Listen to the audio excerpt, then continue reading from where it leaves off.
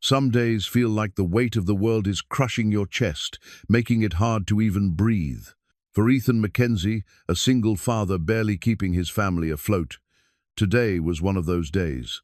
His truck broke down on Route 9, his ex-wife was threatening to take his daughter away, and his bank account showed $17.32. The single dad from Cedar Falls had nowhere left to turn. Walking through the old pine forest to clear his head, he expected to find peace. Instead, he found something that would change everything. There, dangling upside down from an oak branch like some kind of expensive Christmas ornament, was a woman in a $1,000 business suit and designer heels. This was Veronica Vale, the ruthless CEO whose company had just been valued at $3 billion. But what would happen when two people from completely different worlds discovered they needed each other more than they ever imagined? Before we jump back in, tell us where you're tuning in from, and if this story touches you, make sure you're subscribed, because tomorrow I've saved something extra special for you. The morning had started like any other in the Mackenzie household, which meant it started badly. Ethan stood in his kitchen, staring at the coffee maker that had given up the ghost sometime during the night, leaving behind only the faint smell of burnt electronics and broken dreams. The linoleum floor beneath his work boots was worn thin in places, showing the wooden subfloor underneath a perfect metaphor for his life, he thought grimly. "Dad, the shower's making that weird noise again," Emma called from upstairs, her voice carrying the particular exasperation that only 12-year-old girls could muster. Even in her frustration, there was something in her tone that made his chest tighten with love and worry in equal measure. "I'll take a look after breakfast, sweetheart," he called back, though they both knew he'd been saying that for 3 weeks now. The truth was, he couldn't afford to call a plumber, and his own attempts at fixing it had only made the rattling worse. Emma appeared in the kitchen doorway, her dark hair still messy from sleep, wearing the oversized flannel shirt that had belonged to her mother. At 12, she was already showing signs of the woman she would become, Sarah's sharp intelligence in her eyes, the same stubborn set to her jaw that had made Ethan fall in love with her mother 15 years ago. But there was something else there too, a careful watchfulness that no child should have to carry. "There's no hot water again," she said, settling into her usual chair at the small wooden table. The chair had been Sarah's, and sometimes Ethan caught himself expecting to see his wife sitting there instead of their daughter, coffee cup in hand, already dressed for her job at the elementary school where she taught 3rd grade. "Cold shower builds character," Ethan said, forcing a grin as he opened the refrigerator. The shelves were embarrassingly bare, a carton of milk that would expire tomorrow, some leftover pizza from 2 nights ago, and a package of bologna that had seen better days. "How about some cereal?" Emma wrinkled her nose. "We're out of the good cereal. There's only that generic stuff left." The generic stuff. Even his 12-year-old daughter had learned to measure their lives in terms of what they could and couldn't afford. Ethan felt the familiar knot of shame twist in his stomach. 3 years since Sarah's death, and he still felt like he was failing at everything that mattered. He poured the last of the milk over Emma's bowl of store-brand cornflakes, leaving just enough for her coffee, if you could call the instant powder they bought coffee. Emma ate without complaint, but he noticed how she pushed the soggy cereal around with her spoon, making it last longer. "Dad," she said carefully, not meeting his eyes, "Mrs. Henderson wants to see you after school today." Mrs. Henderson was the guidance counselor at Cedar Falls Middle School, and in Ethan's experience, guidance counselors never wanted to chat about good news. "What about Em?" Emma's shoulders tensed. "The scholarship thing. For the advanced program." The advanced program. Emma had tested into a special, accelerated academic track that could set her up for college scholarships, maybe even early admission to state universities. It was everything Sarah had dreamed of for their daughter, a chance to break free from the cycle of struggle that seemed to define life in Cedar Falls. There was just one problem. The program required a family contribution of $800 per semester for materials and field trips. $800 might as well have been 8,000 to Ethan Mackenzie. "We'll figure it out," he said. The same thing he'd been saying for weeks. "Your mom always said you were too smart for your own good." Emma's face brightened at the mention of her mother, but the worry didn't entirely leave her eyes. She used to say, "I got it from you. The smart part, I mean." "Your mother was a generous woman," Ethan said, ruffling Emma's hair. "Generous with the truth, anyway." They finished breakfast in comfortable silence, Emma reading a library book about marine biology while she ate. Watching her, Ethan felt the familiar mixture of pride and terror that defined his days. She was brilliant, curious about everything, destined for things far beyond the narrow confines of their small town. But brilliance didn't pay the rent, and destiny didn't put food on the table. After Emma left for school, backpack stuffed with library books and the kind of optimism that only children could maintain in the face of impossible odds, Ethan stood in his empty kitchen and tried to figure out how he was going to make $800 appear out of thin air. His phone buzzed with a text message. For a moment, hope flared in his chest, maybe a construction job, maybe someone needed repairs done. Instead, it was his ex-wife, Jennifer. "Emma's scholarship meeting today. Hope you don't screw this up like everything else. Call me, Jennifer."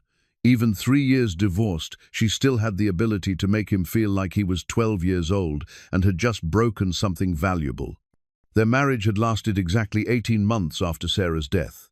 18 months of grief and anger, and two people who had never really known each other, trying to build something on the foundation of shared loss. Jennifer had wanted to take Emma to live with her in Portland, where she worked as a paralegal for a law firm that specialized in corporate mergers. She made good money, lived in a condo with granite countertops and a view of the river, and could provide Emma with opportunities that Ethan simply couldn't match.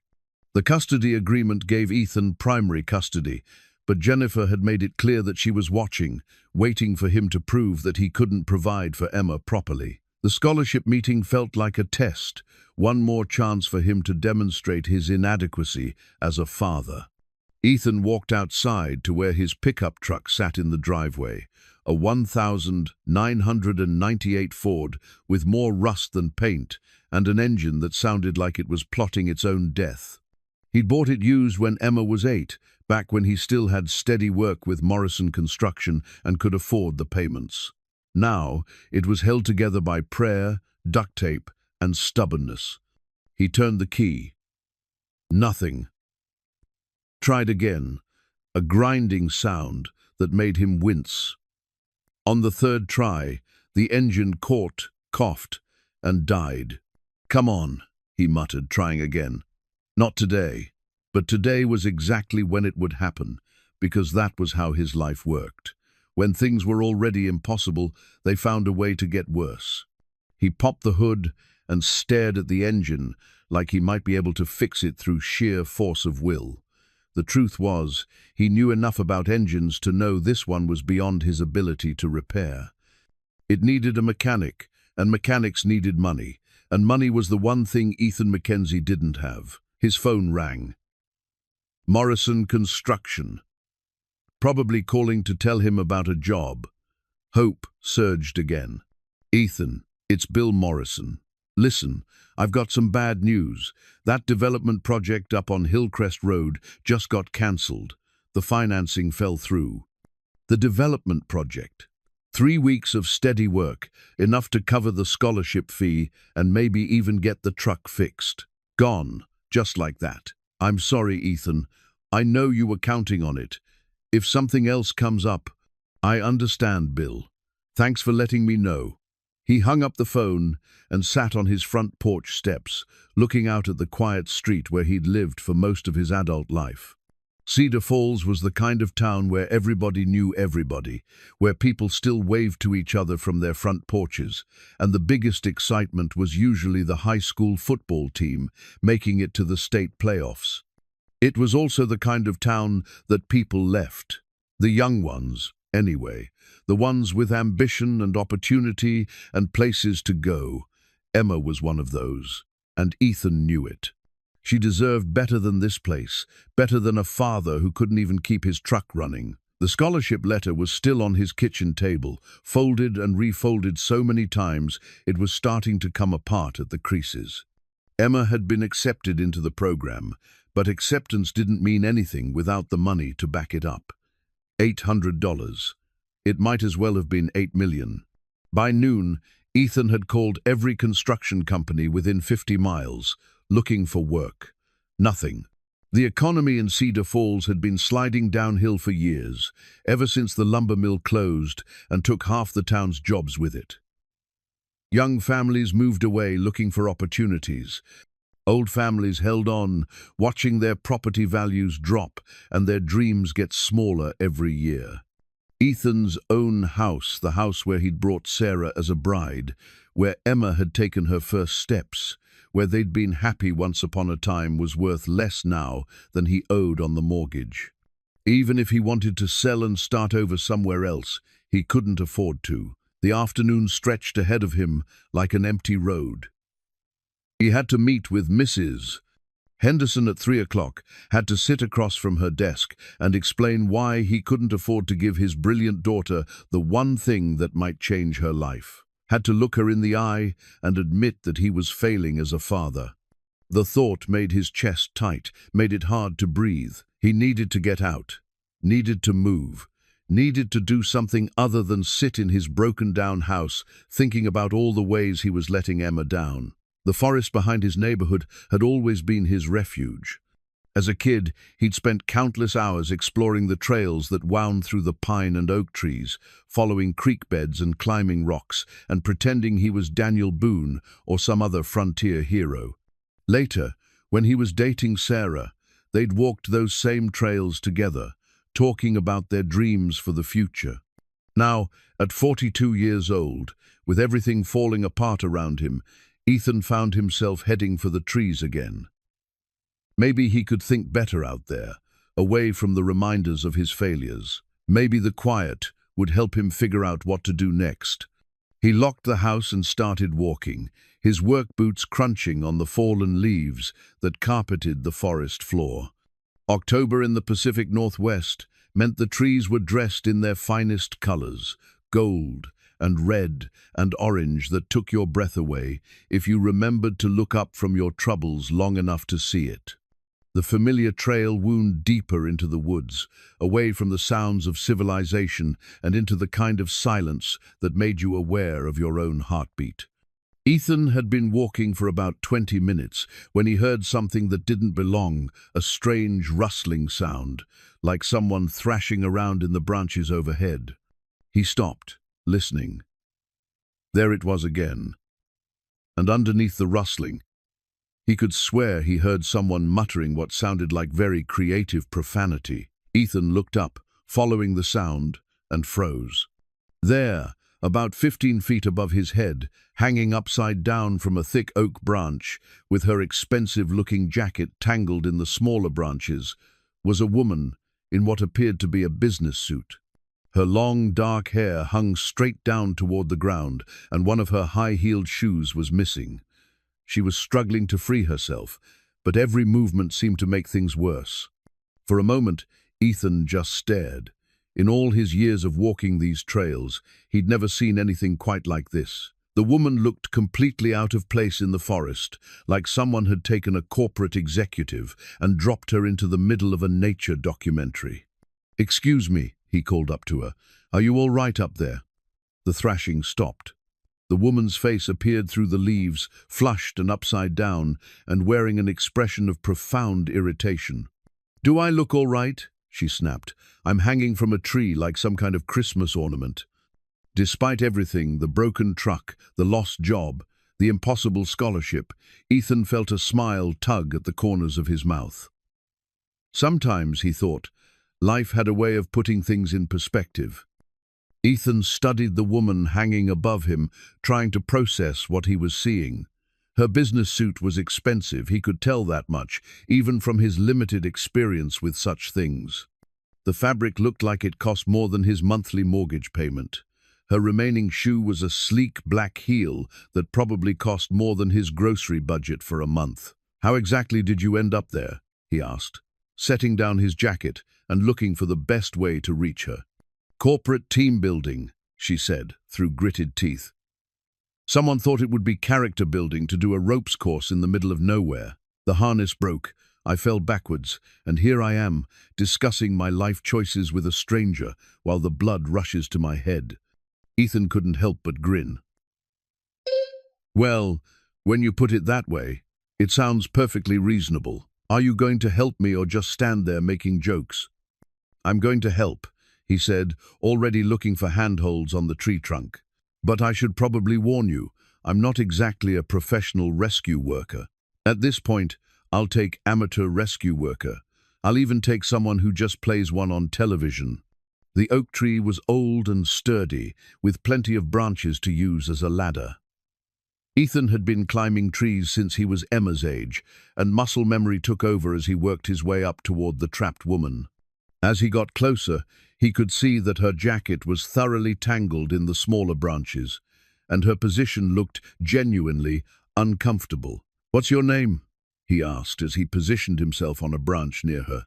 "Veronica," she said. "Veronica Vale, and before you ask, yes, that Veronica Vale." The name meant nothing to Ethan, but the way she said it suggested it should. "Should I know who you are?" She looked at him with something that might have been surprise. "You really don't, do you?" "Sorry, I don't keep up with celebrity news much." "I'm not a celebrity, I'm a CEO. Vale Technologies. We just went public last month." "Congratulations," Ethan said, working to untangle the fabric of her jacket from the branches. "I'm Ethan Mackenzie. I live about half a mile from here." "Ethan Mackenzie," she repeated. "And what do you do, Ethan Mackenzie, who lives half a mile from here?" "Construction work, when there's work to be found." He managed to free one arm of her jacket, and Veronica let out a small sigh of relief. "How much longer do you think this will take? Because I'm starting to see spots." "Almost there." Ethan worked carefully, trying not to tear the expensive fabric. "So what exactly is Vale Technologies?" "We develop wellness applications and wearable technology, apps that help people track their fitness, monitor their sleep, manage their stress levels, that sort of thing." "Sounds complicated." "It's really not.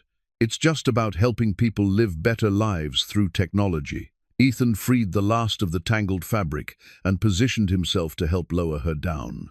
"Okay, I'm going to need you to trust me here. I'm going to grab your ankles and help guide you down. Can you pull yourself upright?" "I think so." Veronica grabbed the branch she'd been hanging from and managed to flip herself right side up, though she was still stuck in the tree, now sitting awkwardly on a branch about 10 feet off the ground. "That's better," she said, pushing her hair out of her face. "Thank you." For the first time, Ethan got a good look at her face. She was probably in her mid-30s, with sharp, intelligent eyes and the kind of polished appearance that spoke of expensive salons and professional stylists. Even disheveled and tree-rumpled, she had an air of authority about her. "Now what?" she asked. "Now we get you down to the ground." Ethan climbed down first, then positioned himself below her. "It's not that far." "I'll spot you." Veronica looked down at him skeptically. "You want me to jump?" "It's more like climbing down. Use the branches like a ladder." "I don't climb trees. I haven't climbed a tree since I was 8 years old." "Well, today's a good day to remember how." It took some coaxing, but eventually Veronica made her way down the tree, branch by branch, with Ethan guiding her feet to secure holds. When she finally dropped to the ground, she immediately sat down heavily on a fallen log.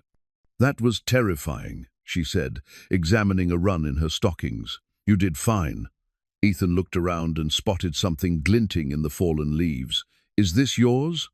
He held up the remains of what had once been a very expensive smartphone. The screen was completely shattered, and the case was cracked in several places. Veronica stared at the broken phone like he'd just shown her a severed limb. "Oh, no." No. I'm guessing that's important?" "That phone contains my entire life. Contacts, calendar, emails, presentations for next week's board meeting." She took the broken device from him and tried turning it on. Nothing happened. This is a disaster. Don't you have backups, cloud storage or something? Don't you have backups? Of course I have backups, but I need to be able to access them. And now I'm stuck in the middle of nowhere with no way to contact anyone. Ethan pulled his own phone from his pocket, a basic model that was at least 3 generations behind whatever Veronica had been carrying. You can use mine to call someone. She looked at his phone like he'd offered her a stone tablet. Does that thing even have internet access? It makes phone calls and sends text messages. That's about it. I need to check my email. I have 17 different messaging apps. My assistant communicates exclusively through Slack. Your assistant? Marcus. He manages my schedule, coordinates with my board of directors, handles my travel arrangements. Without my phone, I can't reach him, and he can't reach me. Ethan was beginning to understand that he'd stumbled into something more complicated than a simple rescue. Where were you supposed to meet back up with your group? There's a lodge about 2 miles north of here. At least, that's what they told us. We were supposed to do individual survival challenges and then meet back there by sunset. What time is it now? Veronica looked at her wrist, where a sleek smartwatch had also been damaged in her fall. The screen was cracked and dark. I have no idea. What time is it? Ethan checked his basic phone. Sunsets at 6 this time of year, so we have 3.5 hours to get to the lodge. You're not just going to leave me out here alone, are you? I don't know these woods. I don't have a working phone. I'm wearing a business suit and 1 shoe. Ethan looked at her, really looked at her, and realized she was right. Despite her obvious wealth and sophistication, despite the fact that she probably had more money in her checking account than he'd see in his lifetime, she was completely helpless out here. 2 miles north, he said finally. Do you know which direction north is? That way? She pointed in a direction that was definitely not north. That's south. Oh, come on, Ethan said, shouldering his jacket. Let's go find your lodge. They started walking, Veronica limping slightly in her 1 remaining shoe. After about 50 yards, she stopped. This is impossible, she said, leaning against a tree. I can't walk 2 miles like this. Ethan looked down at her feet. The shoe she was still wearing was completely impractical for hiking all style and no substance. Her stockings were already torn, and he could see that the exposed foot was getting scraped up by the rough ground. Take the shoe off, he said. What? The shoe. Take it off. You'll be better off barefoot than trying to walk in 1 heel. I am not walking through the forest, barefoot. Then you're not walking through the forest at all. They stared at each other for a moment, and Ethan could see the exact moment when Veronica realized he was right. With obvious reluctance, she removed the expensive shoe and dropped it on the ground. This is insane, she muttered, but she started walking again. They made slow progress through the woods, Veronica stopping frequently to examine her feet or complain about the rough ground. Ethan found himself constantly looking back to check on her, adjusting their pace to match her abilities. You know, Veronica said after they'd been walking for about 20 minutes, in my line of work, we talk a lot about disruption, about how unexpected challenges can force innovation and growth. Yeah. I'm starting to think disruption is a lot more comfortable when it's happening to someone else's business model. Despite himself, Ethan smiled. Having second thoughts about the corporate team building? I'm having second thoughts about a lot of things. An hour into their hike, it became clear that they were lost. The trail Ethan thought would lead them north had branched off in several directions, and none of the paths looked familiar. The forest was thicker here, with less sunlight filtering through the canopy, and Veronica was struggling more with each step. I need to rest, she said, sitting down on another fallen log. Her feet were dirty and scratched, and she kept wincing with each step. Ethan checked his phone. No signal. They were deeper in the woods than he usually ventured, and the basic GPS on his device couldn't get a lock through the tree cover. Are we lost? Veronica asked, though her tone suggested she already knew the answer. We're temporarily geographically confused, Ethan said, trying to lighten the mood. That's a very diplomatic way of saying, we're lost. He sat down beside her on the log, pulling out his wallet to check if there was anything useful inside. Old receipts, $17 in cash, Emma's school photo, and the business card for a towing company he couldn't afford to use anyway. Veronica noticed him looking at the photo. Is that your daughter? Emma, she's 12. She's beautiful. She looks like she has your eyes. She gets her brains from her mother, Ethan said, putting the wallet away. Emma's in this advanced program at school. Really smart kid. You sound proud. I am. She's everything good about me, and her mother rolled into one amazing person. Veronica was quiet for a moment. Her mother is she at home, waiting for you to get back from your walk. Sarah died 3 years ago. Cancer. I'm sorry. That must be incredibly difficult. Ethan was surprised by the genuine sympathy in her voice. He'd expected platitudes or awkward silence, the usual responses he got when people learned about Sarah. Instead, Veronica seemed to actually be listening. It was. Still is sometimes. Emma handles it better than I do most days. 12 is old enough to understand loss, but young enough to still need a parent desperately. That's a lot of pressure on you. It was exactly the right thing to say, not too much, not too little. Ethan found himself looking at Veronica with new interest. Beneath the corporate polish, there seemed to be actual insight. What about you? He asked. Family waiting for you back at the lodge? No family. My assistant will be worried when I don't show up, but that's about it. No husband? Boyfriend? I was engaged once, to a very successful investment banker who understood the demands of my career. She picked at a snag in her ruined stockings. Turns out he understood them so well because he was applying the same level of focus to his relationship with his personal trainer. Ouch! It was actually a relief when I found out. I realized I was more upset about the disruption to my schedule than I was about losing him. They sat in comfortable silence for a few minutes, listening to the sounds of the forest around them. Birds calling to each other, wind rustling through the leaves, the distant sound of running water. Do you hear that? Ethan asked. What? Water. There's a creek somewhere nearby. They followed the sound through the trees until they found a small stream running clear and cold over smooth stones. Veronica immediately sat down on the bank and put her feet in the water. Oh, that feels amazing, she said, closing her eyes. Ethan knelt beside the stream and cupped some water in his hands to drink.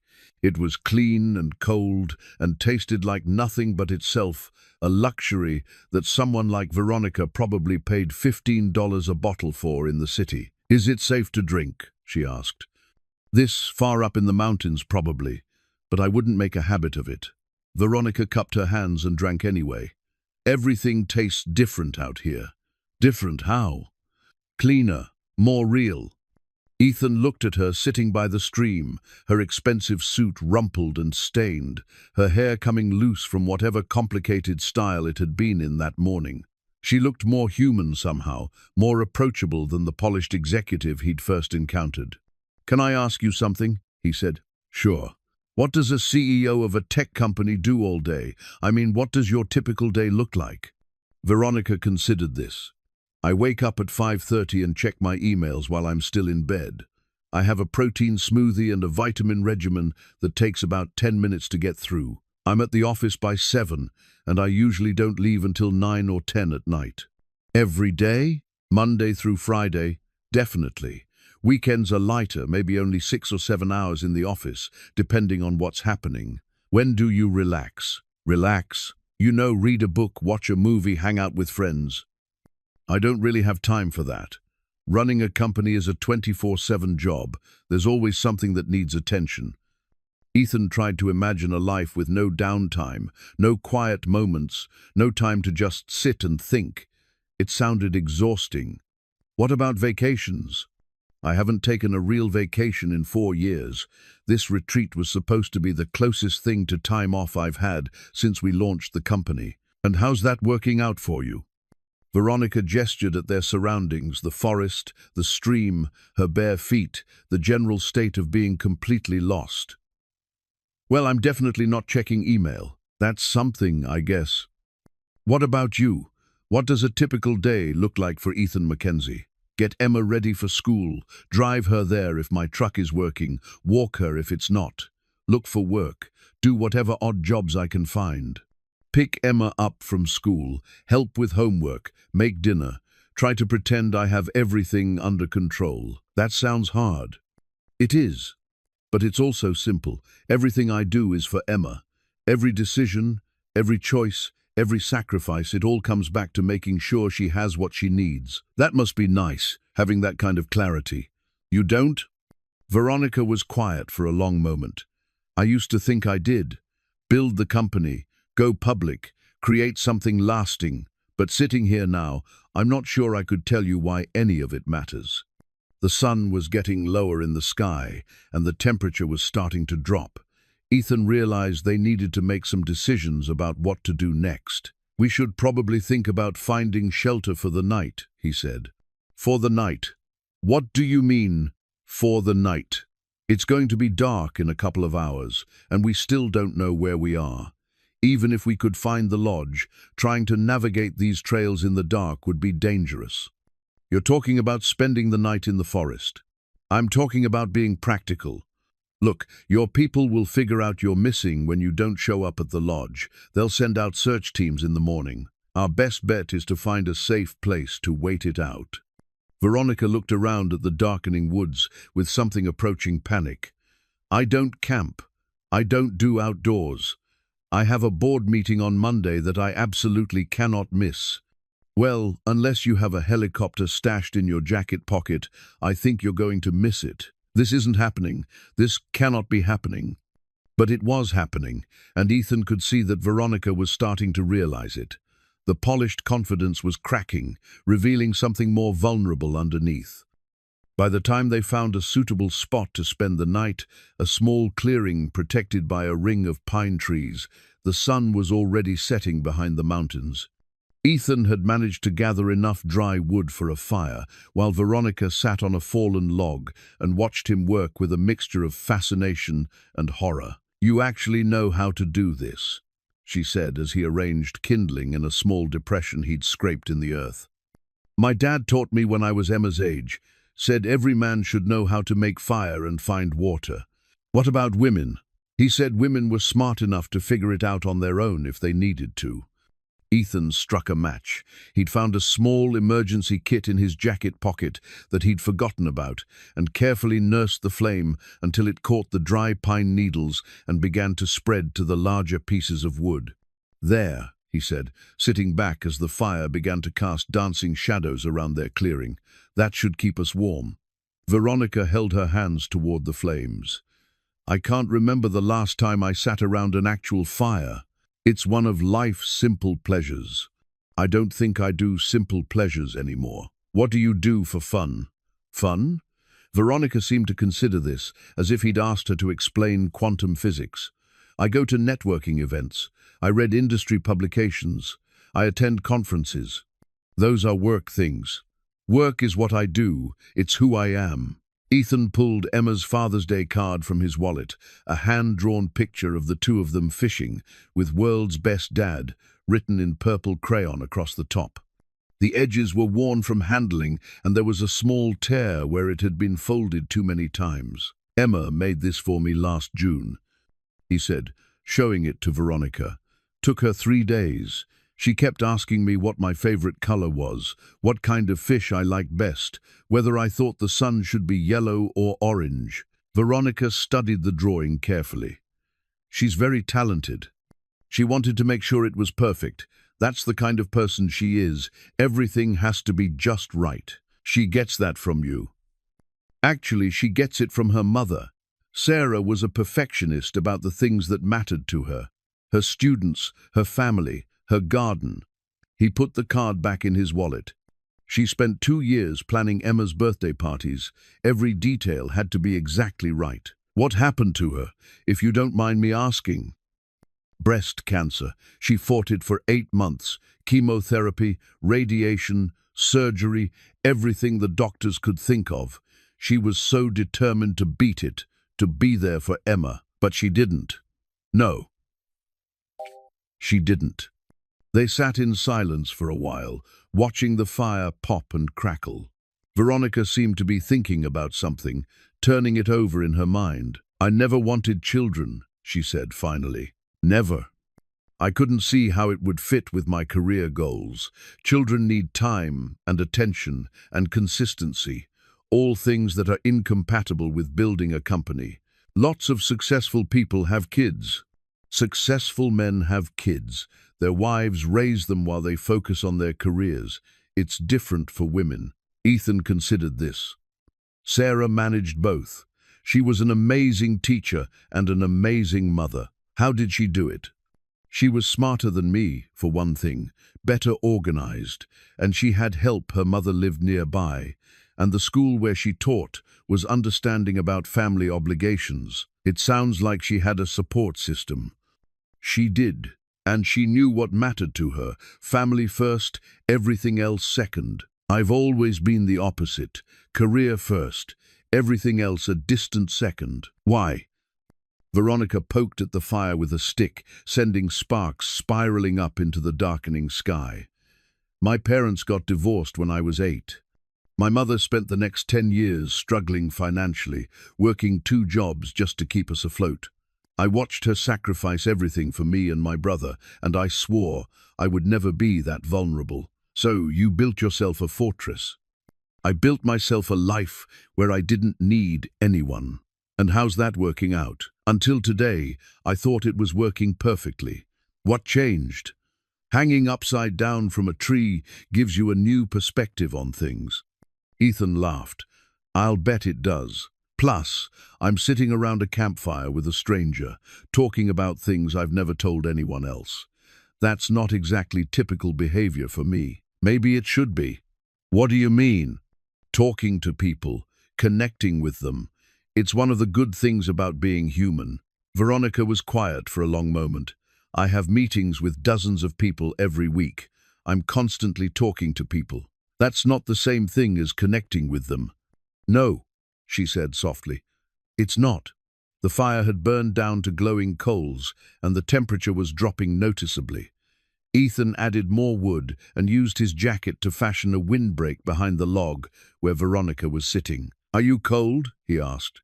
"A little. This suit wasn't designed for camping. Here." He took off his flannel shirt and handed it to her. "Put this on over your jacket." "What about you?" "I've got a t-shirt underneath. I'll be fine."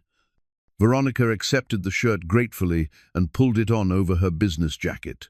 It was several sizes too big for her, but it was warm and smelled like soap and honest work. "Thank you," she said, "for everything. I know this isn't how you plan to spend your day. To be honest, it's been the most interesting day I've had in a long time. Even though you're stuck in the woods with a helpless city woman who doesn't know the first thing about survival, especially because of that." They talked until well past midnight, sharing stories about their childhoods, their dreams, their disappointments. Veronica told him about the early days of her company, when she was working 18-hour days in a rented garage, living on coffee and determination. Ethan told her about his marriage to Sarah, about the dreams they'd shared for Emma's future, about the weight of raising a child alone. When they finally settled down to sleep, Veronica curled up near the fire with Ethan's jacket as a blanket.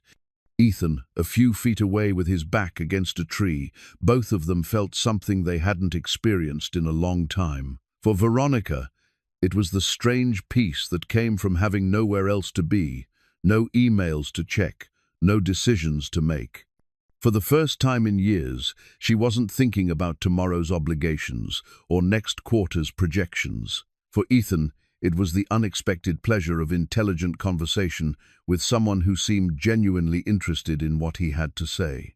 It had been a long time since anyone had asked him about his thoughts, his feelings, his dreams for the future. As he drifted off to sleep, listening to the night sounds of the forest and the gentle breathing of the woman who had literally dropped into his life, Ethan found himself thinking that maybe this day hadn't been such a disaster after all. Ethan woke at dawn, to the sound of Veronica trying to restart their campfire with decidedly mixed results. She had managed to arrange some wood in approximately the right configuration, but her attempts to coax flames from the cold ashes were producing more smoke than heat. "Need some help?" he asked, stretching the kinks out of his back. "I thought I could figure it out," she said, waving smoke away from her face. "How hard could it be, right? There's a technique to it." Ethan knelt beside the fire pit and began rebuilding it properly, scraping away the ash to find the still warm coals underneath. "You need to start with the smallest pieces first. Give the fire something easy to catch." "That makes sense. Build momentum gradually." "Exactly." He blew gently on the coals until they began to glow, then added dry pine needles and small twigs. Same principle as starting a business, I imagine. "Actually, yes. You can't go from idea to IPO overnight. You have to build step by step, prove each level of success before you move to the next." Within a few minutes, they had a cheerful fire crackling again. Veronica held her hands toward the warmth and smiled, the first completely unguarded smile Ethan had seen from her. "I can't believe I just helped start a fire," she said. "Yesterday morning I was worried about quarterly projections, and now I'm excited about making flames appear from nothing. Different kinds of challenges. Better kinds, maybe." They shared the last of Ethan's emergency trail mix for breakfast, a humble meal that Veronica approached with more enthusiasm than seemed warranted. "This is actually good," she said, examining a raisin as if she'd never seen one before. "When was the last time you were actually hungry?" "You mean genuinely hungry, not just, it's past my scheduled mealtime hungry?" "Yeah. I honestly can't remember. I eat because it's on my calendar, not because my body tells me to." "That's a strange way to live. It's efficient, removes the guesswork and emotional decision-making around food." Ethan studied her face, trying to understand. "Don't you enjoy eating?" "I enjoy the fuel it provides for my brain and body." "But what about the taste, the pleasure of it?" Veronica paused, a handful of trail mix halfway to her mouth. "I think I forgot about that part." After breakfast, they began exploring their immediate surroundings, looking for signs of civilization, or at least a trail that might lead them back to familiar territory. Veronica had insisted on helping with the practical tasks, despite her obvious inexperience. "Hold this steady," Ethan said, showing her how to brace a fallen branch while he broke off the smaller pieces for firewood. "Like this? Perfect. You're getting the hang of this outdoor stuff. Don't get too excited. I nearly fell into the creek trying to wash my face this morning, but you didn't fall in. That's progress." They worked together in companionable silence, and Ethan found himself impressed by Veronica's determination to contribute. She might not know how to do these things, but she was willing to learn, willing to try. "Can I ask you something?" Veronica said as they gathered more wood. "Sure. Yesterday, when you found me in the tree, you could have just given me directions and walked away. Why didn't you?" Ethan considered this. "Would you have made it to the lodge on your own? Probably not. Then that's why. You needed help. That's it? No ulterior motive? What ulterior motive would I have? I don't know. Maybe you recognized me and thought you could get something out of it. Money, a job, connections. I told you. I didn't know who you were. Even now that you do know, you're not asking for anything. What would I ask for?" Veronica pulled out her business card. Somehow it had survived the night in reasonably good condition, and handed it to him. The card was thick, expensive stock with embossed lettering. Vale Technologies, Veronica Vale, Chief Executive Officer. There were phone numbers, email addresses, social media handles. "In my world, this card opens doors," she said. "People see it and immediately start calculating what I can do for them." Ethan looked at the card, then at Veronica. "Out here, it's just a piece of paper." "Exactly. And you're treating me like just another person who needs help. You are just another person who needs help. No one has treated me like that in years." They found a small animal trail that seemed to head generally eastward, back toward the area where Ethan thought they might find more familiar territory. As they walked, Veronica peppered him with questions about forest survival, about identifying edible plants and reading weather signs. "How do you know all this?" she asked, after he'd pointed out which berries were safe to eat and which to avoid. "My dad, mostly. He grew up on a farm and believed kids should know how to take care of themselves in the outdoors." "What did he do for work?" "He was a carpenter, built houses, furniture, anything that needed building. He could look at a pile of lumber and see a house in his head." "That's a valuable skill." "It is. I wish I'd inherited more of it." "You inherited enough. You built that fire, found us shelter, kept us safe through the night. Basic stuff." "Not to me. To me, it might as well be magic." They walked for another hour, making steady progress along the animal trail. Veronica's feet were holding up better than Ethan had expected, and she was developing a rhythm for walking on uneven ground. "I keep thinking about your daughter," she said as they navigated around a fallen tree. "What about her?" "The scholarship you mentioned, the $800. Yeah, that's a problem I'll have to solve when I get home." "What happens if you can't?" "She stays in regular classes instead of the advanced program, misses out on opportunities that could change her life." "That's not acceptable." "It's reality. I can't make money appear out of thin air." Veronica was quiet for a long moment. What if someone could help? Like who? "Like me." Ethan stopped walking and turned to look at her. "What do you mean?"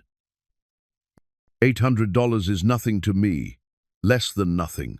I spend more than that on business lunches in a month. I can't take money from you." "Why not?" "Because I don't take charity." "It's not charity. It's one person helping another. You don't even know us." "I know you saved me from spending the night hanging upside down from a tree. I know you shared your food and your fire and your jacket with a complete stranger. I know you have a daughter who deserves every opportunity to succeed." Ethan shook his head. "I appreciate the offer, but no."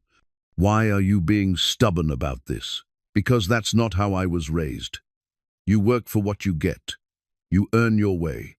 And what if working hard isn't enough? What if the system is rigged against people like you? Then you work harder. That's not fair. Life isn't fair. Sarah getting cancer wasn't fair. Emma losing her mother wasn't fair. But we don't get to choose what happens to us, only how we respond to it." Veronica stared at him with something that might have been admiration. "You really believe that?" "I have to believe it. It's the only way I know how to live." By midday, they had found an old Forest Service road that seemed to lead in the right direction. The walking was easier on the packed dirt surface, and Veronica's spirits had improved considerably now that they seemed to be making real progress towards civilization. "Tell me about your wife," she said as they walked. "What was she like?" Ethan was quiet for a moment, unconsciously touching the wedding ring he still wore on his left hand. "She was the kind of person who made everything better just by being there. Smarter than me, funnier than me, more patient than I deserved." "How did you meet?" "High school. She was tutoring kids in math after school, and I was one of the kids who needed tutoring." Ethan smiled at the memory. "I was terrible at algebra, but I kept signing up for extra sessions because I had a crush on her." "Did she know?" "Oh, she knew. Sarah was way too smart not to figure it out, but she was kind about it, never made me feel stupid for not understanding something. That's a gift, being able to teach without making people feel foolish. She had it in abundance. Her students adored her. Parents requested her specifically for their kids. The principal once told me that Sarah could teach calculus to a rock if she put her mind to it." They walked in comfortable silence for a while, the forest around them alive with bird songs and the rustle of small animals in the underbrush. Veronica seemed to be processing what he'd told her. "You still wear your ring," she observed. Ethan looked down at the simple gold band. "Yeah, 3 years later. Yeah, that must make dating complicated. I don't date. At all. At all." "Why not?" It was a question Ethan had asked himself countless times, usually late at night when Emma was asleep, and the house felt too quiet and empty. Several reasons, he said finally. Emma's my priority, for one thing, and dating requires time and money, both of which are in short supply. Those sound like excuses. Maybe they are. What's the real reason? Ethan stopped walking and sat down on a fallen log beside the road. Veronica joined him, waiting patiently for his answer. Because it feels like betraying her memory, he said quietly. Sarah and I were together for 15 years. She was my best friend, my partner, the love of my life. How do you move on from that? Maybe you don't move on. Maybe you move forward. Is there a difference? Moving on suggests leaving something behind. Moving forward means taking the best parts with you. Ethan considered this. You sound like you know something about it. I know something about being stuck. Different kind of stuck than yours, but stuck nonetheless. How so? Veronica picked up a small stone and turned it over in her hands. I've spent the last 10 years building my company, and somewhere along the way, I forgot to build a life. You could change that. Could I? I have 1,500 employees who depend on me, shareholders who expect constant growth, board members who question every decision I make. You're the CEO. Can't you set your own priorities? In theory, yes. In practice, it's more complicated than that. Everything's more complicated than it has to be when you're afraid to make hard choices. Veronica looked at him sharply. That's pretty direct. You asked for my opinion. I suppose I did. She was quiet for a moment. What hard choice do you think I'm avoiding? Deciding what actually matters to you versus what you think should matter to you. And what about you? What hard choice are you avoiding? Believing that I deserve to be happy again. The admission hung in the air between them, surprising them both with its honesty.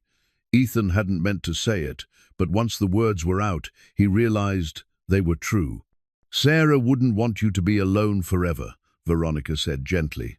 I know that. Logically, I know that. She told me as much before she died, made me promise to find someone else someday, to give Emma a mother figure. But knowing it and feeling it are different things. Completely different.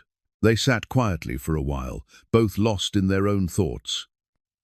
The afternoon sun filtered through the trees, casting dappled shadows on the dirt road. It was peaceful, in a way that Veronica hadn't experienced in years. No agenda, no schedule, nowhere else to be. I haven't sat still for this long in... I don't know how long, she said. How does it feel? Terrifying and wonderful. That's about right. In my normal life, every minute is accounted for. If I have 15 minutes between meetings, I fill it with emails or phone calls or reviewing presentations. When do you think? Think. Just think. Process what's happening in your life. Figure out how you feel about things. Make sense of your experiences. I don't, I guess. I react and move on to the next thing. That's exhausting. It is. But it's also addictive. The constant motion, the feeling that you're always accomplishing something important.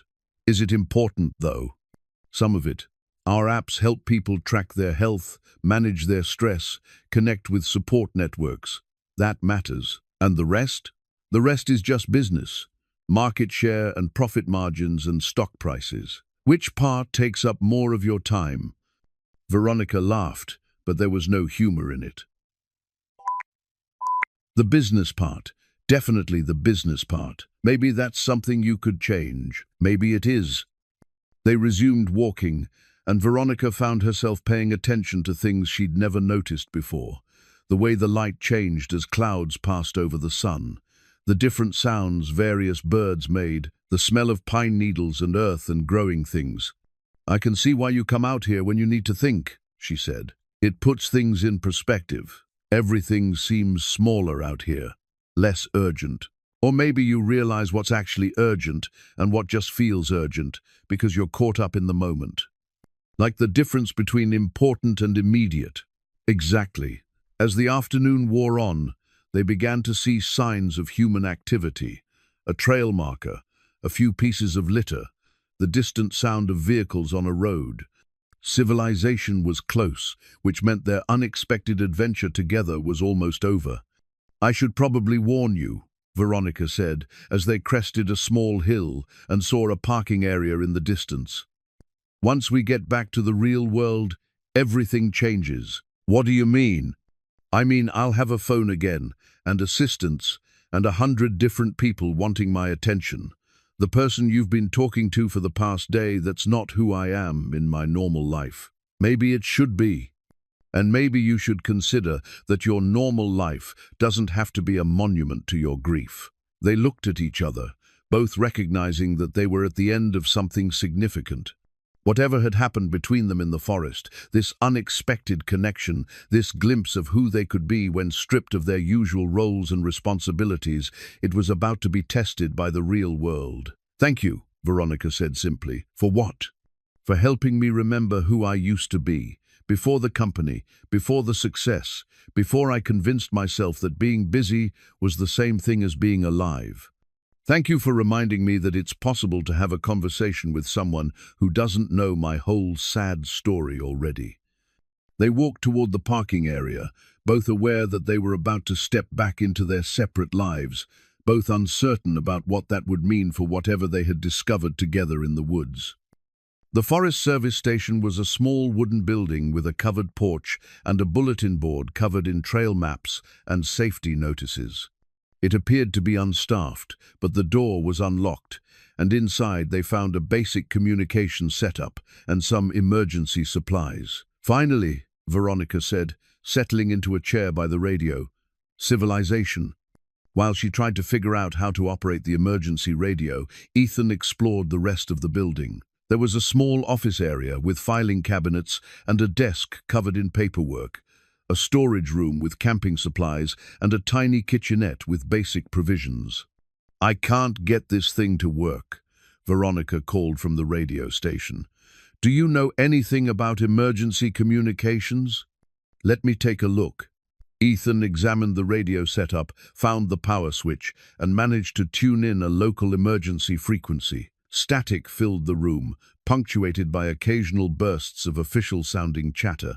"Forest Service Station 7, this is Base Command. Do you copy?" Ethan picked up the microphone. "Base Command, this is Forest Service Station 7. We have 2 civilians who got separated from a corporate retreat group yesterday." "Copy that, Station 7. Are the civilians injured or in immediate danger?" "Negative on injuries. We're safe and have shelter." "Can you provide names and details for the missing persons report?"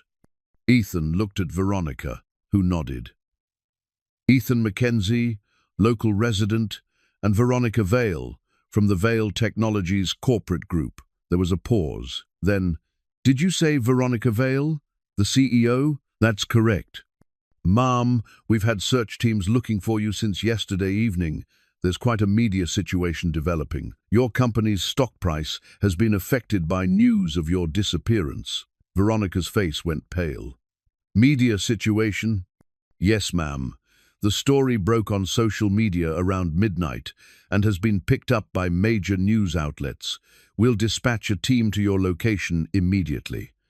While they waited for the rescue team, Veronica paced anxiously around the small station. "This is a disaster. The board is probably in full panic mode. My stock options, the quarterly projections, the merger talks with Syntech Industries, everything could be falling apart." Ethan was only half listening, distracted by something he'd noticed among the papers on the desk. He picked up a stack of documents and began reading through them. "What's that?" Veronica asked, noticing his focus. "Looks like environmental impact studies, land use permits." He continued reading, his expression growing darker. "Development proposals for the Cedar Falls area." "Cedar Falls? That's your town, right?" "Yeah." Ethan's voice was tight. "And according to this, Vale Technologies has been planning a major expansion into our area. Proposed site for a new corporate campus and residential development." Veronica stopped pacing. "What?" "Right here." He held up a survey map. "This whole section of forest, plus about 200 acres of residential land in Cedar Falls, including my neighborhood. That can't be right. Vale Technologies Development Division submitted 6 months ago. He read from the document. Proposed acquisition of 500 acres for integrated corporate campus and luxury housing development. Estimated displacement of 150 families. Veronica snatched the papers from his hands, scanning them quickly. Her face went from confusion to recognition to something that looked like horror. "Oh my God," she whispered. "You knew about this?" "I signed off on it, but I never connected it to you, to your specific situation. You signed off on it?" "Marcus handles the development proposals. He brings me summaries. I approve the ones that meet our expansion criteria. I never look at the specific locations in detail." Ethan felt something cold settling in his stomach. "So while you were telling me how your company helps people, you were simultaneously planning to destroy my community. I didn't know it was your community. Would it have mattered if you did?" Veronica opened her mouth to respond, then closed it again. The honest answer was probably no before yesterday. Before she'd spent time with Ethan and heard about his struggles, it wouldn't have mattered to her at all. "This is why my truck broke down," Ethan said, the pieces falling into place. "This is why I can't find steady work. Your company has been quietly buying up land and contracts in the area, preparing for this development. You've been systematically undermining the local economy to make acquisition cheaper. That's standard business practice for large developments." "Standard business practice," he repeated the words like they tasted bitter. "You destroy people's lives and call it standard business practice. I don't destroy people's lives, I create opportunities, jobs, housing, economic growth." "For who?" "The people who can afford to live in your luxury development. What about the families you're displacing? What about people like me who can't afford to move somewhere else?" Veronica was quiet for a long moment, staring down at the development proposal. For the first time, she was seeing her business decisions through the lens of their human impact. "The projected timeline shows construction beginning next spring," Ethan continued, his voice getting harder. "That's why Emma's school is losing funding, because you've been working behind the scenes to destabilize the local tax base." "I didn't." "You didn't what? Didn't know? Didn't care? Didn't think about the actual people whose lives you were turning upside down? I thought I was creating value, building something positive. For your shareholders maybe, not for the people who actually live there." The radio crackled to life again. "Station 7, this is Rescue Team Alpha. We're about 10 minutes from your location." Ethan keyed the microphone. "Copy that, Rescue Team Alpha." He turned back to Veronica, who was still holding the development papers with trembling hands. "Everything you told me about your company, about helping people, about making the world better, it was all marketing speak, wasn't it?" "No, that's not fair." "Isn't it? You develop apps to help people manage stress while simultaneously creating the conditions that make their lives more stressful. You talk about wellness and community while systematically destroying actual communities. It's more complicated than that. It's really not. You saw an opportunity to make money, and you took it. The fact that it would hurt people like me and Emma never entered into the equation." Veronica sat down heavily in the desk chair, the development proposal scattered around her feet. "You're right." "What?" "You're right. I never thought about the human cost. I saw demographic data and market projections and acquisition opportunities. I never thought about actual people living actual lives in those houses. And now that you do know? Now that I do know, I don't know what to do with that information." Ethan stared at her, trying to reconcile the woman who had shared his fire and listened to his stories about Emma with the corporate executive who had signed off on destroying his community. "Yesterday, when you offered to help with Emma's scholarship, was that guilt?" "What?" "When you offered to pay for Emma's program, was that because you felt guilty about what your company was doing to our town?" "I didn't know about the development then. I offered because I wanted to help. But now that you do know..." Veronica looked up at him, and he could see genuine anguish in her eyes. Now, I don't know what's real anymore.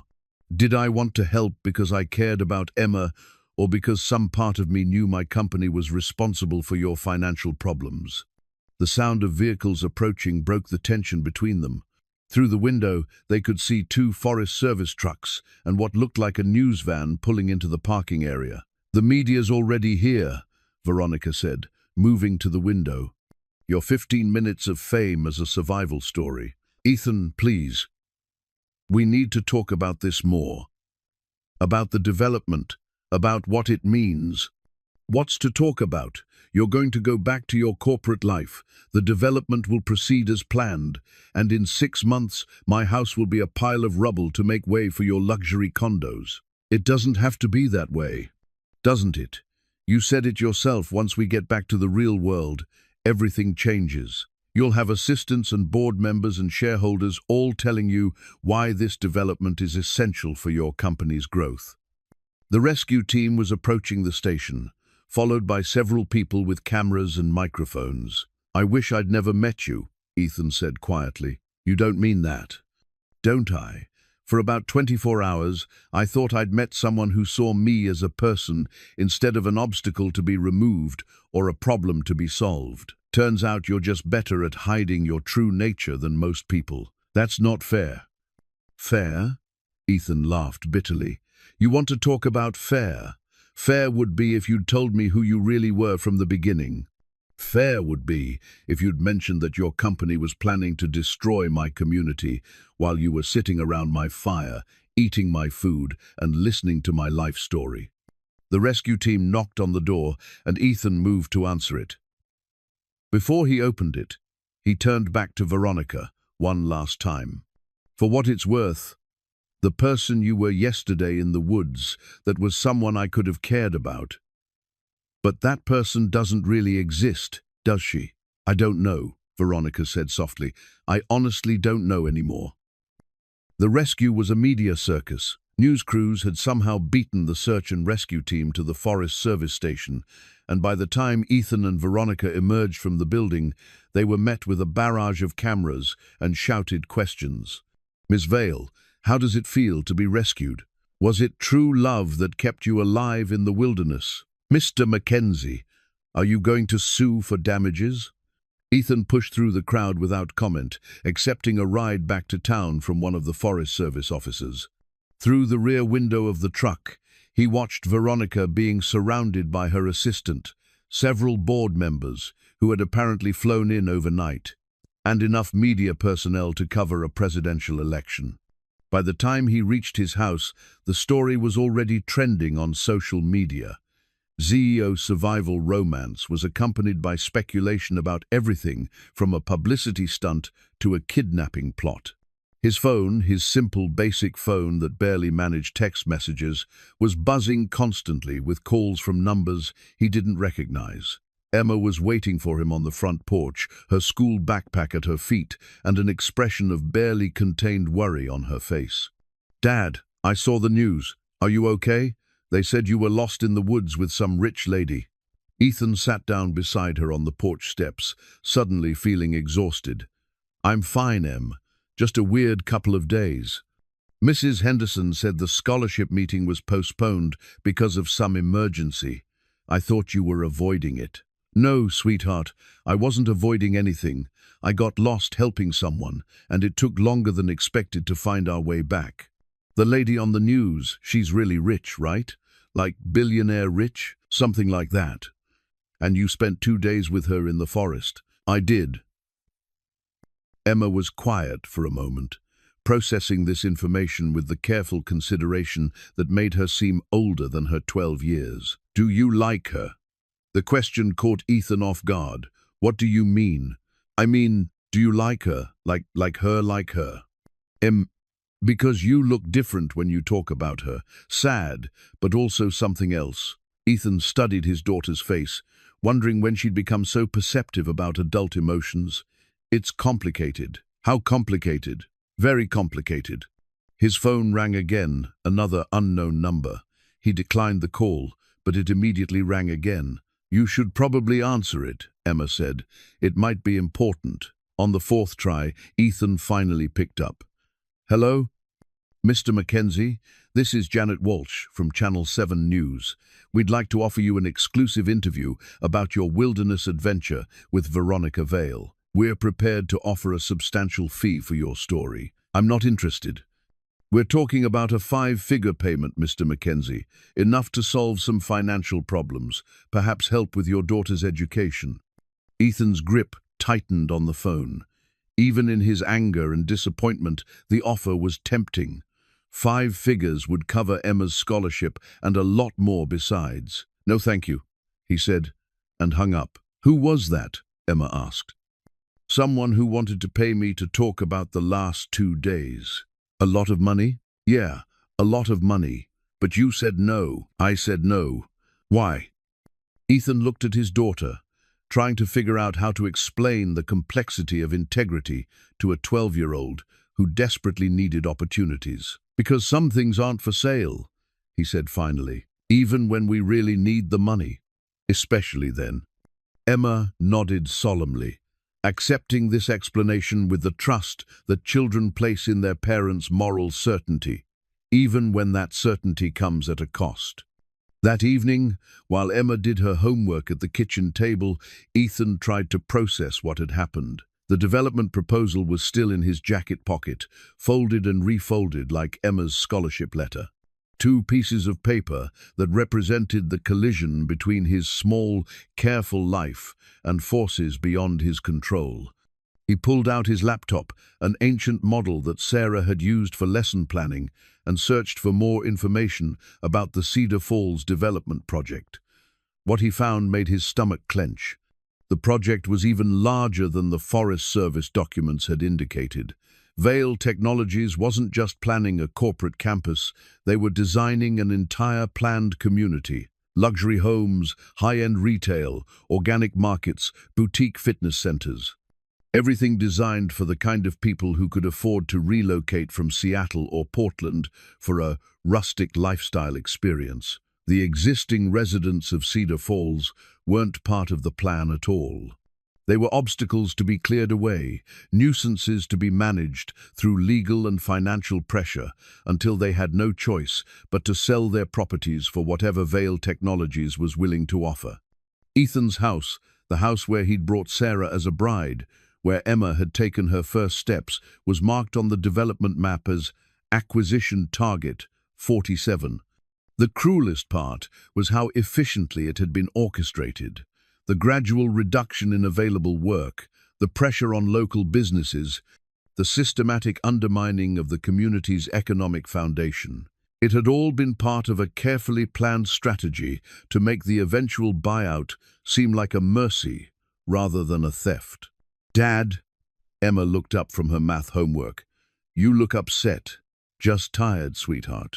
Is it about the rich lady? Partly. Do you want to talk about it? Ethan almost smiled despite everything. His 12-year-old daughter was offering to counsel him through his emotional crisis. Sarah would have been proud of the young woman Emma was becoming. There's not much to say. Sometimes you think you know someone, and then you find out you were wrong. Were you wrong about her being nice? I don't know. Maybe she is nice in her way, but nice isn't always enough. Emma considered this with the seriousness she brought to all of life's puzzles. Maybe she doesn't know how to be a regular person anymore. What do you mean? Well, if you're really rich and important, probably everybody treats you different. Maybe she forgot how to just be normal. You might be right about that. And maybe you reminded her. Maybe. So maybe she's trying to figure out how to be the person she was when she was with you, but also still be the person she has to be for her job. Ethan stared at his daughter, amazed once again by her insight.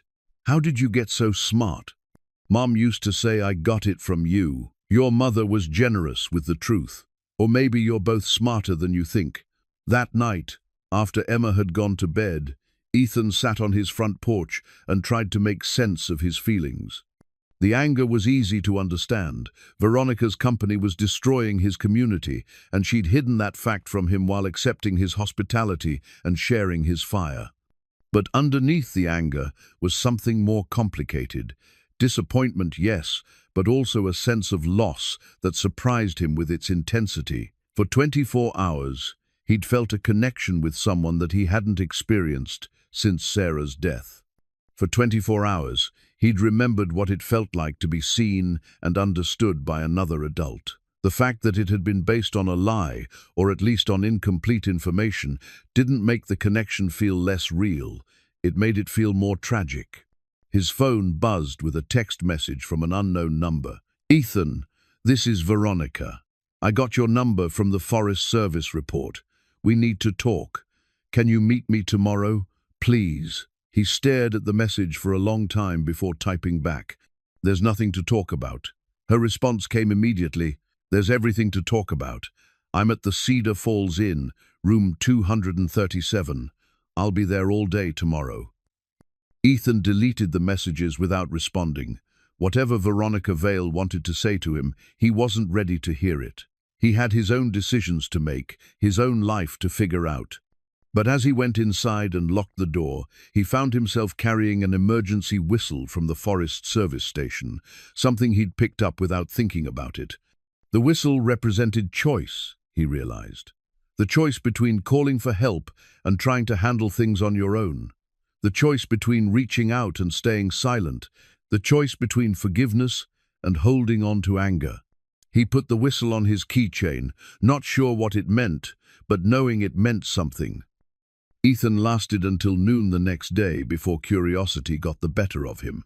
Not curiosity about what Veronica wanted to say, he was pretty sure he could predict that conversation. Curiosity about whether he was strong enough to look her in the eye and tell her exactly what he thought of her and her development project. The Cedar Falls Inn was the nicest place to stay in town, which wasn't saying much. It was a converted Victorian house with 12 rooms and a breakfast area that doubled as the lobby. Ethan had driven past it thousands of times, but never had reason to go inside. Room 237 was on the second floor, overlooking the town's small main street. Ethan knocked once, firmly. Veronica answered immediately, as if she'd been waiting by the door. She looked different, less polished than usual, wearing jeans and a simple sweater instead of her typical business attire. But her eyes held the same intelligence and intensity he remembered from their time in the forest. "You came," she said. "I came to tell you to leave my town alone." "Fair enough.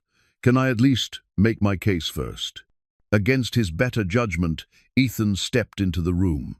It was small but comfortable, with a window seat overlooking the street and a small table covered in papers and legal documents.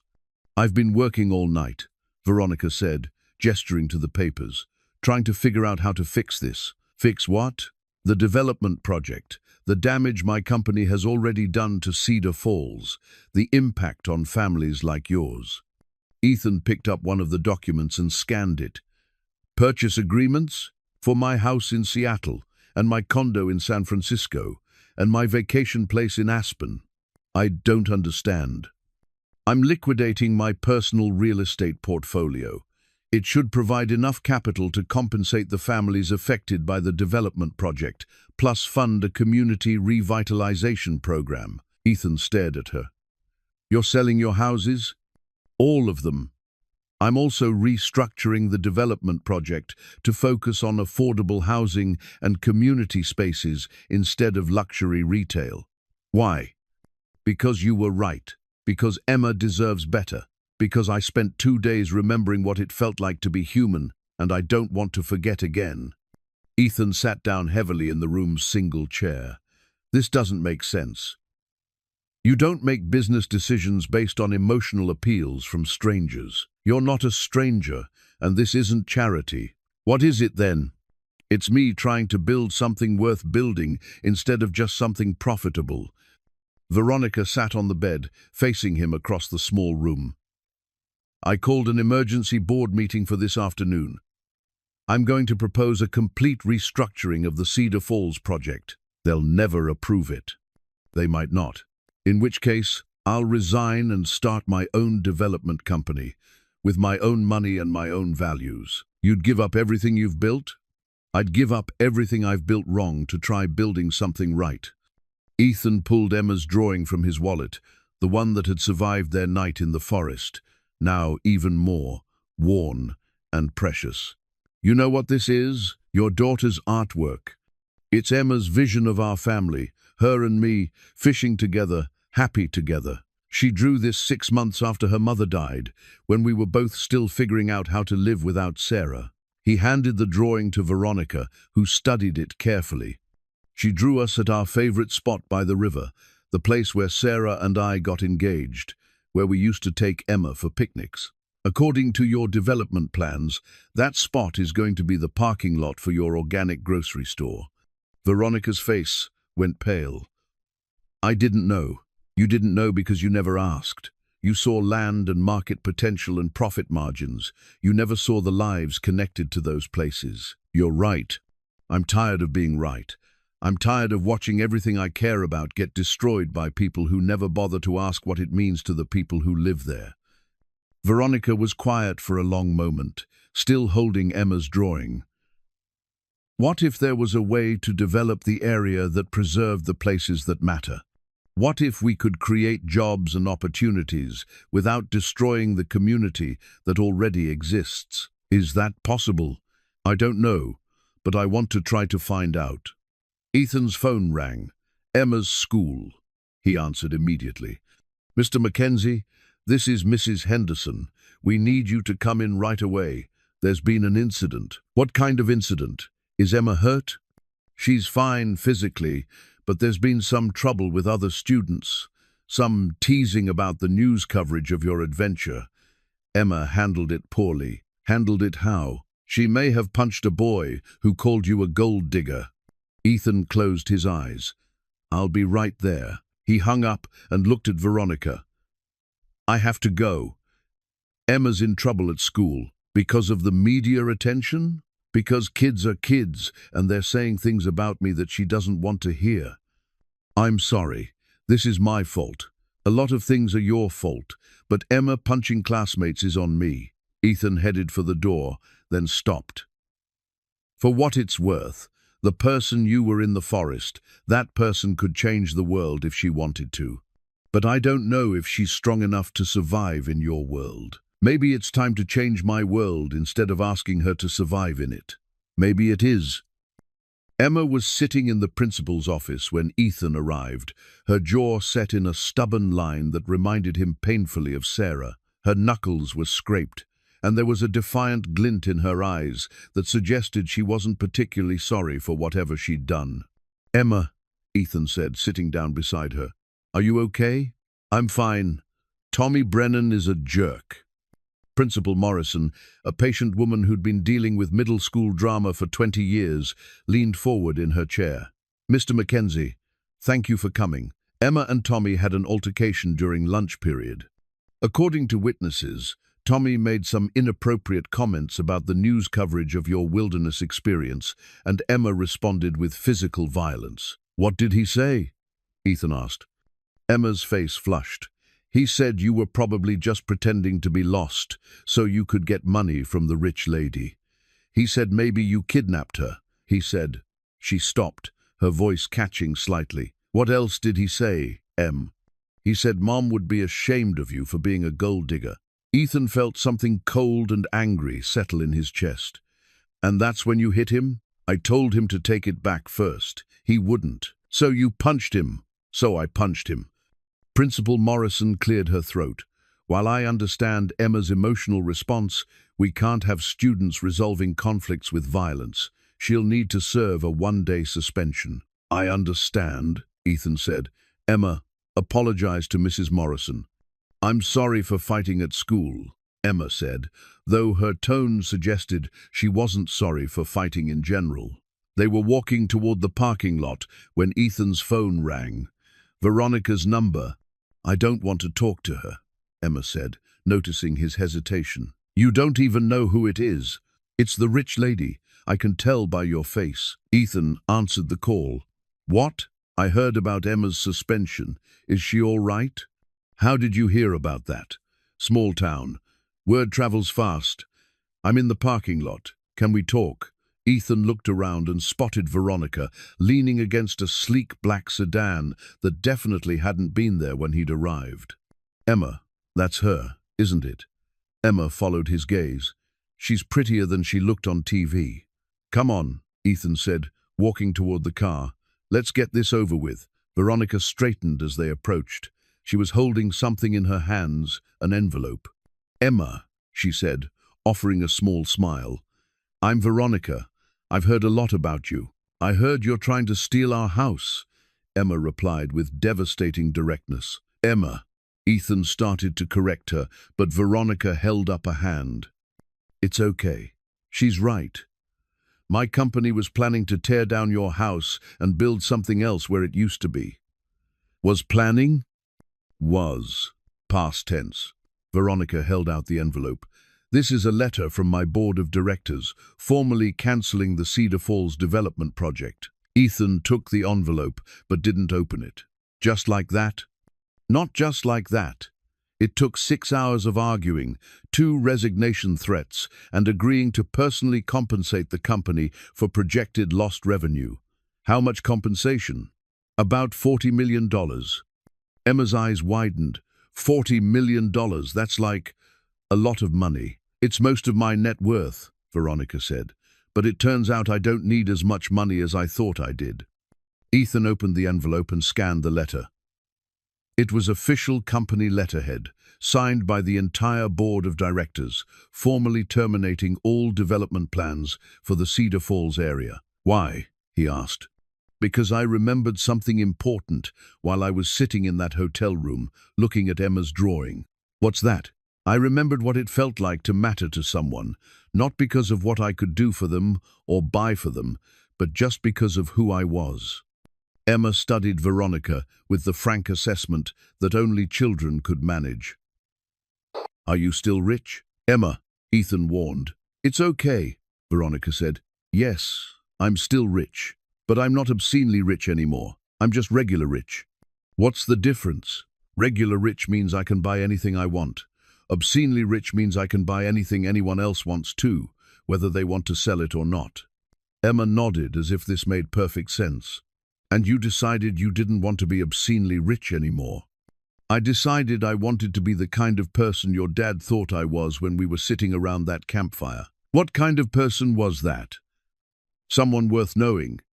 Emma looked back and forth between the two adults, processing the complicated emotions she could sense but not entirely understand. "Dad," she said finally, "I think you should forgive her." "I think Mom would want you to forgive her." Ethan stared at his daughter, once again amazed by her insight and her ability to cut straight through to what mattered. "I think," Veronica said quietly, "your daughter is wiser than both of us." "She gets that from her mother," Ethan said automatically. "No," Emma said firmly, "I get that from both of you. Mom taught me to be smart, and you taught me to be fair." Veronica pulled a handwritten letter from her pocket. "This is my resignation from Veil Technologies. I submitted it this morning." "You quit your job?" "I quit my old life.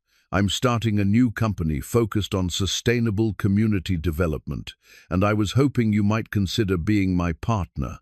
"Partner?" "You know this community. You understand what people actually need instead of what market research says they should want. And you're the most principled person I've ever met." Ethan looked at the resignation letter, then at Emma, then back at Veronica. "What exactly are you proposing?" "A company that develops communities with the people who live in them, not despite them. A company that creates opportunities without destroying what already exists." "And you want me to help run this company?"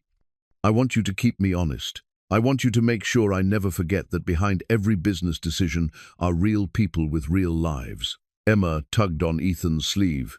"Dad, can I say something?" "Of course. I think you should say yes." "Why?" "Because you're happy when you talk about her, and because maybe this is how we help other families like ours." Ethan looked at his daughter, brilliant, perceptive Emma, who somehow understood things that most adults missed.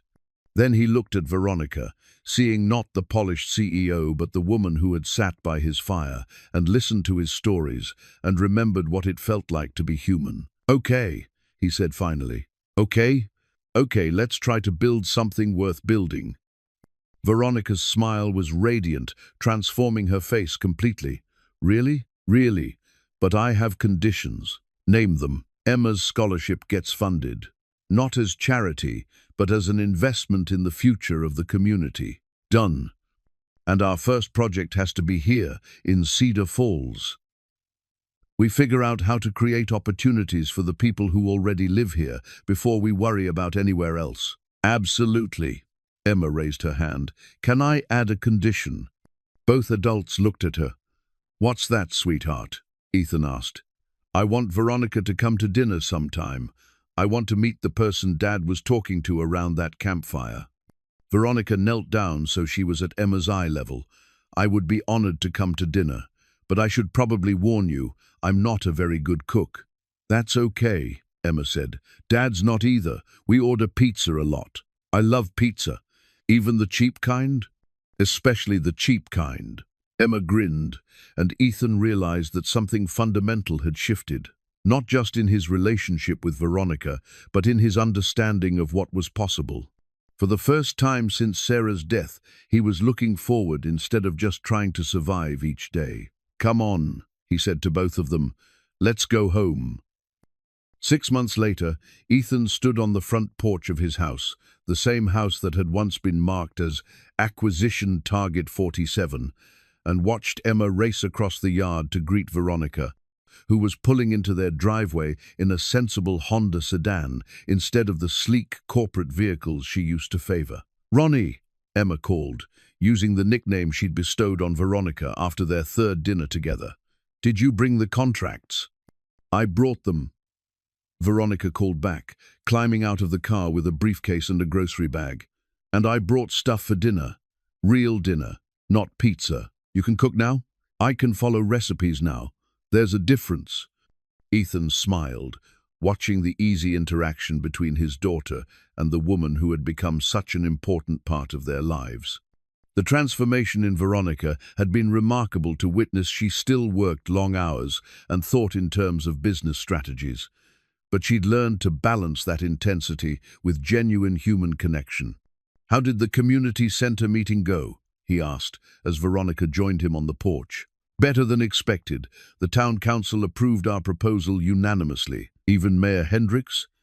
"Even Mayor Hendricks, though I think he was mostly swayed by the projected job creation numbers." Their new company, Cedar Valley Development, had spent the past 6 months working with the residents of Cedar Falls to design a community-based economic development plan. Instead of luxury condos and boutique retail, they were building affordable housing, a community center, and a small business incubator that would provide support and resources for local entrepreneurs. It was slower than traditional development, more complicated, and significantly less profitable. It was also more rewarding than anything either of them had ever worked on. "Emma, how was school?" Veronica asked as they went inside. "Good. I got my report card." Emma produced a folder from her backpack with obvious pride. "All A's. Again." "That's my brilliant girl," Ethan said, ruffling her hair. "Mrs. Patterson says I'm ready to start the advanced math program next semester. The one at the high school, the one at the community college. She thinks I might be able to start taking actual college courses by the time I'm 14. Ethan and Veronica exchanged glances. Emma's intellectual growth had accelerated dramatically once her financial stress had been removed, and she'd been able to focus entirely on learning. The scholarship to the advanced program had been just the beginning. "We'll talk about it," Ethan said. "College courses are a big step. Mom would have wanted me to take them," Emma said with the casual certainty that came from knowing her parents' values completely. "Yes," Ethan said softly, "she would have." After dinner, which Veronica had indeed cooked successfully, following a recipe she'd found online for beef stew, Emma excused herself to work on a science project, leaving the two adults alone at the kitchen table. "I have something for you," Veronica said, pulling an envelope from her briefcase. Please tell me it's not more legal documents. I'm still recovering from the incorporation paperwork. It's better than legal documents. She handed him the envelope. Open it. Inside was a photograph, a professional family portrait of the three of them, taken the previous weekend at Emma's insistence. They were sitting on the front porch of the house, Emma between Ethan and Veronica, all of them smiling genuinely at the camera. Emma wanted copies for her room, Veronica said, but I thought you might want one too. Ethan studied the photograph, seeing not just the image but the story it represented. A family that had been broken and was slowly healing. A child who was thriving. A man who had learned to hope again. A woman who had discovered that success meant more than profit margins. We look happy, he said. We are happy. Even you, even with the smaller house and the used car and the significantly reduced net worth. Especially me. Ethan set the photograph on the table, positioned so it caught the light from the kitchen window. I still can't believe you gave up everything for this. I didn't give up everything. I traded everything I thought I wanted for everything I actually needed. And what did you need? This. You. Emma. A reason to get up in the morning that had nothing to do with stock prices or market share. A purpose beyond profit. A life beyond work. Emma appeared in the kitchen doorway, backpack slung over her shoulder. I'm going to Sarah's house to work on our project.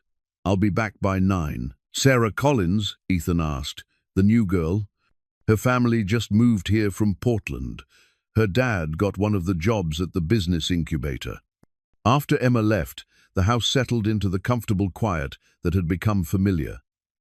Veronica helped clean up the dinner dishes while Ethan reviewed construction reports for their latest housing project.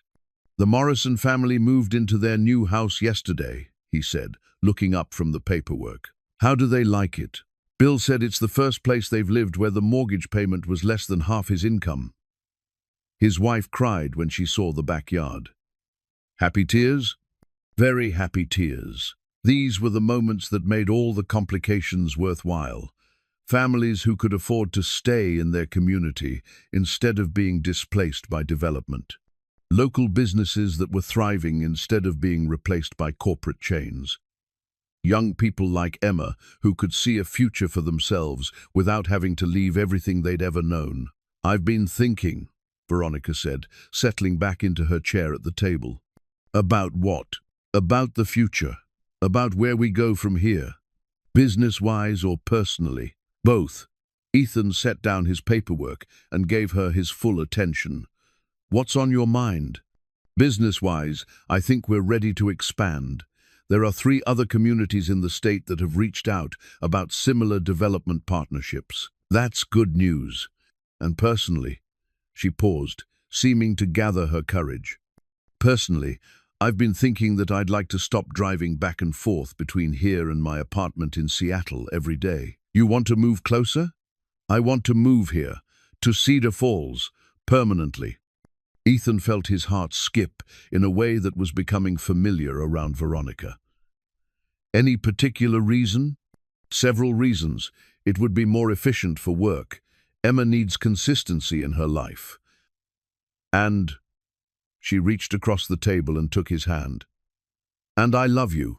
The words hung in the air between them, simple and honest and transformative. I love you too, Ethan said, bringing her hand to his lips.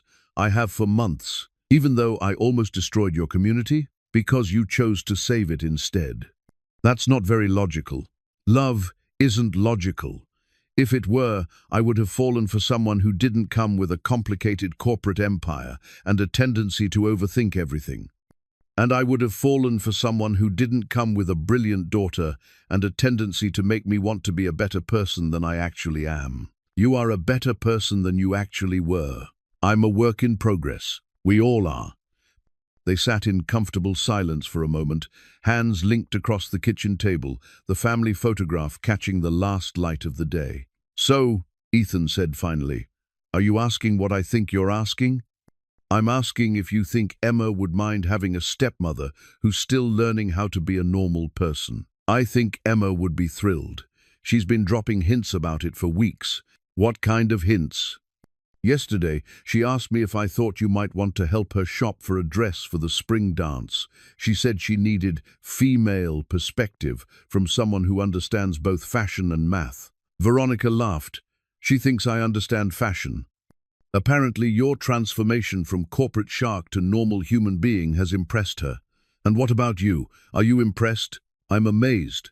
Every day I'm amazed by who you're choosing to become. Then ask me. Ask you what? You know what? Ethan stood up and walked around the table, taking both of Veronica's hands in his. Veronica Vale, would you like to marry me and officially become part of this slightly chaotic, occasionally stressful, but generally wonderful family? Yes, she said without hesitation. I would like that very much. Even though it means permanently giving up the corporate lifestyle? I gave that up the day I decided you were more important than my stock portfolio, even though it means dealing with Emma's teenage years. I'm looking forward to Emma's teenage years. She's going to be magnificent, even though it means living in a small town where everybody knows everybody else's business. Especially because of that. I like being part of a community instead of just being someone who makes decisions about communities. Ethan pulled her to her feet and kissed her, tasting the future in the sweetness of the moment. When they broke apart, Veronica was smiling with the kind of joy that had nothing to do with profit margins or quarterly projections. There's just one condition, she said. What's that? When we get married, I want to take your name. I want to be Veronica Mackenzie. You don't want to hyphenate? Keep Vale for professional reasons? I want to leave Vale behind completely. I want to start fresh, with a name that means something real. The front door burst open, and Emma's voice carried through the house. I'm home. Did you guys do anything interesting while I was gone? Ethan and Veronica looked at each other and grinned. Emma, Ethan called, come here. We have something to tell you. Good news or bad news? The best news. Emma appeared in the kitchen doorway, took one look at their linked hands and radiant faces, and broke into a smile that would have powered the entire town. You're getting married. How did you know? Because you both look like you're about to explode from happiness. Also, Veronica's been carrying around a ring box in her purse for 3 weeks. You knew about the ring? Ethan asked. I helped her pick it out, Emma said proudly. We went shopping while you were at the construction site. I told her you'd like something simple but meaningful. Veronica pulled a small velvet box from her pocket and handed it to Ethan. Inside was a simple gold band with a small diamond flanked by 2 smaller stones. The diamond is for new beginnings, Emma explained. The other stones are for me and Mom, so she's part of our family too. Ethan looked at the ring, then at his daughter, then at the woman who had literally dropped into his life and changed everything for the better. It's perfect, he said, slipping the ring onto Veronica's finger. Everything is perfect, and for the first time since Sarah's death, Ethan Mackenzie truly believed that everything would be all right. Not just all right, better than all right. Different than he'd planned, more complicated than he'd expected, but full of love and possibility and hope. Outside, the sun was setting behind the mountains, painting the sky in shades of gold and pink. Inside, a new family was beginning, built on the foundation of second chances and the courage to choose love over fear. It was, Ethan thought, exactly the kind of ending Sarah would have wanted for them. Not an ending at all, really, but a new beginning.